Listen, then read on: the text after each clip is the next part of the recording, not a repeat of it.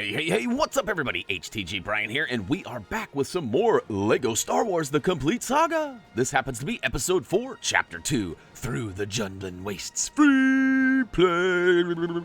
We're going to go ahead and get those 2 gold bricks that remain from the story playthrough. We're also going to get those 10 Minikits that are now all available for our collecting pleasure. We're also going to get that red brick for Fast Force and that true Jedi requirement of 90k. Now, you might notice there is a difference between free play and story mode as far as the stud counts go. If you're having trouble getting that Jedi requirement, you might return and play it on story, as that is going to be easier, especially with a red brick stud multiplier and the attract studs on. As you can see, we have both of those on right now.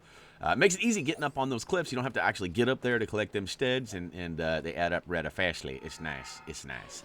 All right, so you can see here, as we progress through the level, we get to this spot where there's this orange, I don't know, barrage of wood or something, some sort of a makeshift blockage. We're going to go ahead and take that out, but not move any further. We're actually going to look to the far right and take note of some silver bricks and kind of a small little cavern.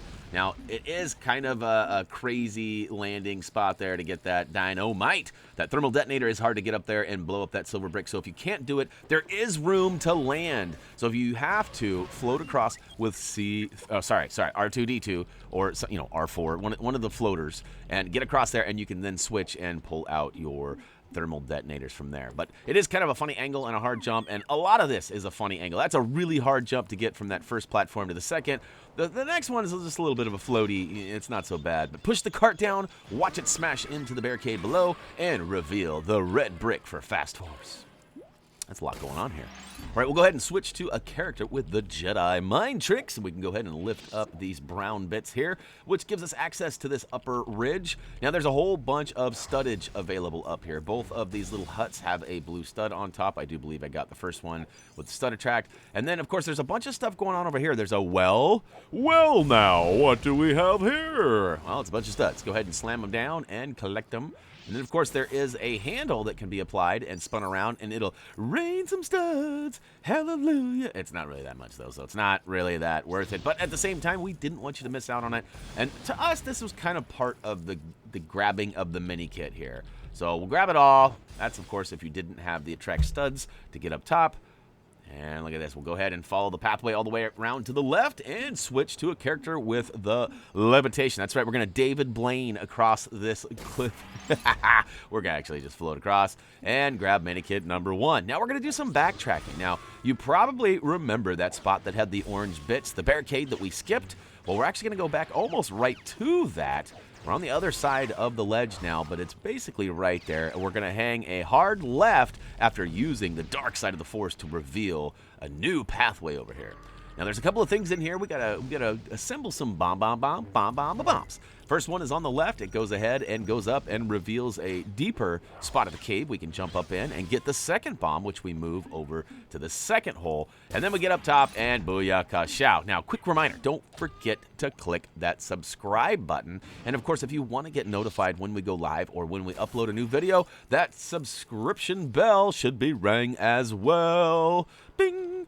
All right, so now that that's over and done with, we can go ahead and build up these guys. Now, keep in mind, we don't have a ton of studs left over on this level. This was a little bit of a grinder, so I definitely recommend picking up all the studs that you see us grab, because I wasn't sure I was going to get it until the very end, and then we got it, and I was like, woo to the hoop. All right, next up, we're going to build up a pad here, which allows us to grapple up top. We can then float across to the other ledge on the left-hand side. Use somebody small, like a little Ewok, to get inside through the hobbit hole. And down and around we go and grab mini kit number 3, though. Ho, ho, ho. All right, so next up, we've got 3 guys up top here. And they're Jawas, right? That's Jawas? I took 2 of them down, but this last guy, he's got some pretty good aim. And I do mean G-U-D aim. It's so good it actually brings in 3 more baddies. I don't know if you can get rid of those guys. I think they continuously respawn until you actually complete the little puzzle in the back here. So it's not really a puzzle, but you can see there's some floaty bits on the sand there, and we actually need to use the Force to go ahead and manipulate those and build up kind of a makeshift ramp way for us to get up and over that hill. Because if you try walking up it right now, it's a little too steep, and we will go ahead and slide back down. Now, you can see here, we moved that. It gives us a little bit of a walkway, and there's still more up there, though, so we'll go ahead and take these guys out and try to move that as well. Once we get that satellite in place, it seems to stop all of the spawning characters from coming in. Now, I saw that bluesy up there. I didn't want to lose it. That's right. You never want to losey the bluesy, right?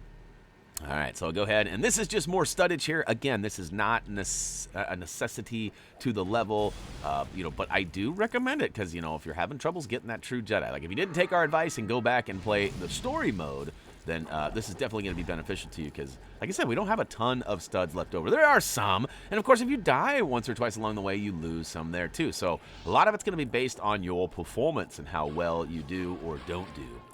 Now, as we continue through the rest of the level here, we're going to go ahead and remind you we do have quick links down below in the video description. If you're having any issues or any questions about them, please drop a comment down below, and we will address them as we see them. Now, we got this little checkerboard pathway here. We built this little, I guess I don't know what this really is. It's some sort of, it looks like a battery, but it's not complete.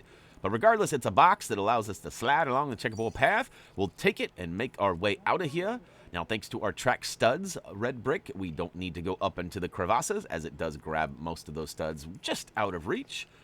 And to the ass. So there is a mini kit on the top of this, and we're gonna address that in a minute. But I highly recommend you spend some time building up these robots, taking them out, and of course smashing everything around on the ground, as we're gonna need studdage to get that true Jedi. I know I keep talking about that, but I'm just saying, man, I don't want you to get to the end and go, oh, what?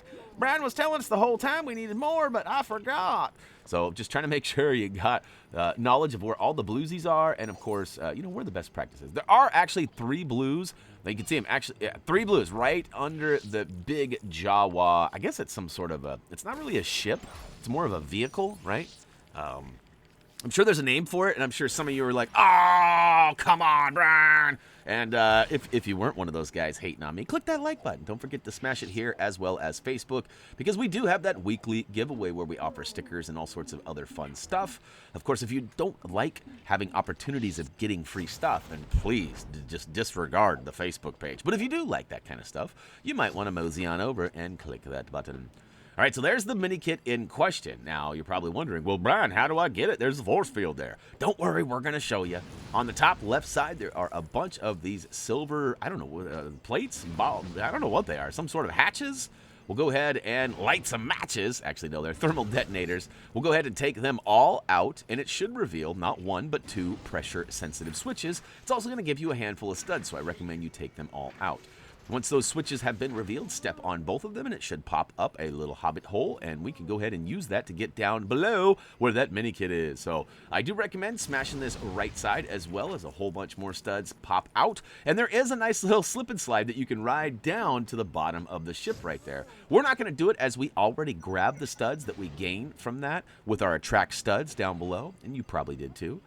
But you have another opportunity to grab them right now. As we grab that mini kit, we'll go back up top. Now we got to drop down below and get sucked in with the old tractor beam into the vehicle there. But before doing that, stay on the left side and swoop up those 3 bluesies. And here we go. Whoops, I got shocked by one of them Jawas.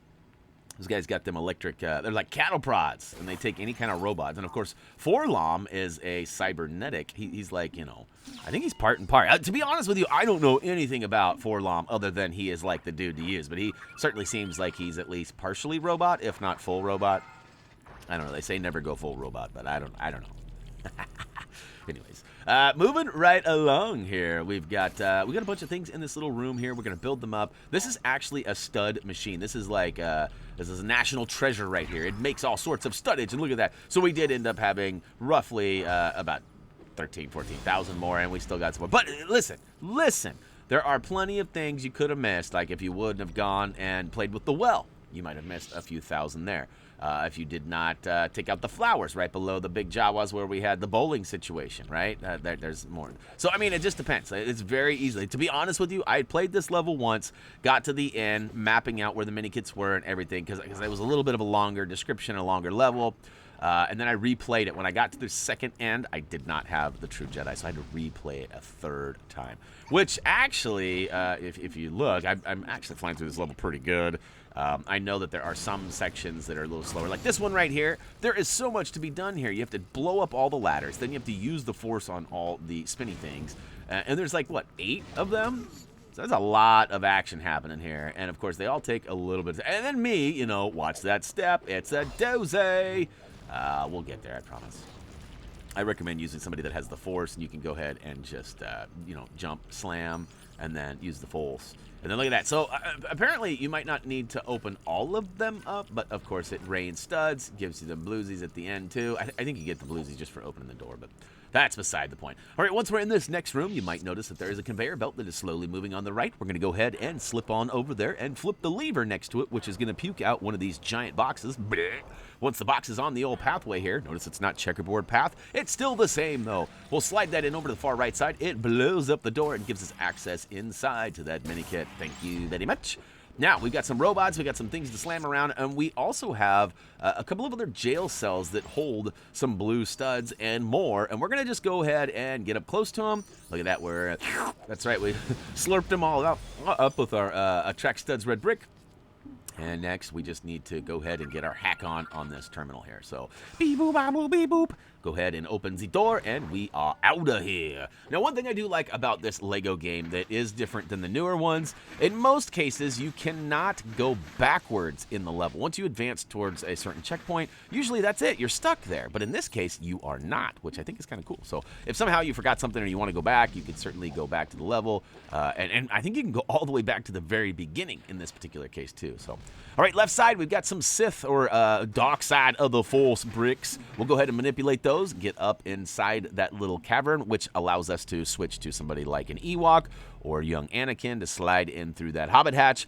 A couple of switches are available. We step on those. It opens the door. Now we got to flip this. We actually have 2 spots on the left that require the Force. I know I went through that kind of fast, and I was a little behind on the commentary, but essentially there is that valve there, and then up top there is the lava spot itself where it's coming out of. So once you get both of those forced up, we can go ahead and slide across using somebody that floats. That's right. Pennywise, baby, Pennywise. No, I'm just kidding. We all float over here.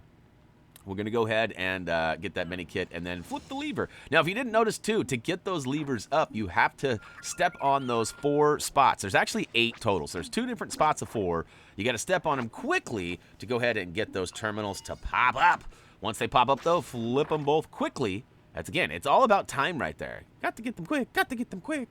Once you get them quickly, though, and flip the lever, it should open the door, and you can make your way out of here. Now, I do want to remind you guys that those Jawas will definitely attack anytime you have a robotic-like character out. So, Forlom, C-3PO, R2-D2, any of those guys are going to be attacked by those Jawas, and it could certainly slow down your progress of this level. So I always recommend, when you're not needing a robot, go ahead and switch to somebody who is not a bot. Not a bot. All right, this is just extra studdage. So, okay, so my math, my memory on this was a little off. I do remember being short the second time, so I guess that really stuck with me because clearly there's plenty of studs. And I guess I apologize for kind of misleading you. But at the same time, I mean, better safe than sorry, right? I mean, last thing you want to do is get to the end of the level and have, like, 88,000 studs or something like that. But essentially, I've almost got double the stud count, so shouldn't be a problem for you. Hopefully you don't die as much as I was dying in the earlier levels. Man, that was the worst, huh? All right, mini kit number 7. Far left side of this swampy area, we're going to use the dark side of the Force to go ahead and pull down this rock. Gives us access up top. We got a couple more Jawas coming at us. We'll take them down and take a quick dip, too. It looks like we got a nice natural spring geyser up here.